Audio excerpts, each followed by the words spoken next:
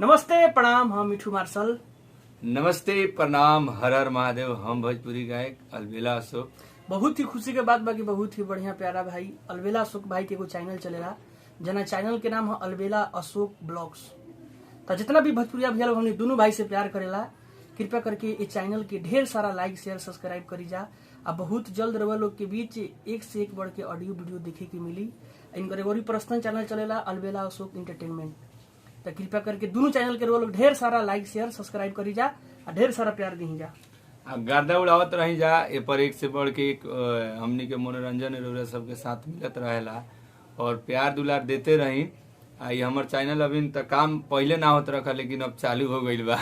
तो रेगुलर चली रेगुलर पर काम चल रहल बा। तो रउरा सबसे ये निवेदन बा कि जैसे अपन भाई के प्यार दुलार रउरा दीन है, तो हमनी के भाई यही से भाई हमनी बैठल बानी सा एक साथ है। तो रउरा सबके अब अपडेट यही तरह मिलत रही। अभी हमनी बानी सा दिल्ली, अब बहुत जल्द हमनी के प्रोग्राम शादी में अब हमर होखे वाला ना, और शादी में रउरा सबके साथ पूरा निमंत्रण सब भाई लोग के दियाई, सब लोग आई और प्रोग्राम के आनंद ली। आ भाई के चैनल के सब्सक्राइब कर दे। भाई के मिठू भाई के चैनल चलेला मिठू मार्शल इंटरटेनमेंट, तो उ चैनल के सब्सक्राइब कर दिए लोन कि हमरे ना भाइयों के चैनल के तंगा रोजी रोटी चले के चाहिए। प्रणाम और नमस्कार, हर हर महादेव, लव यू।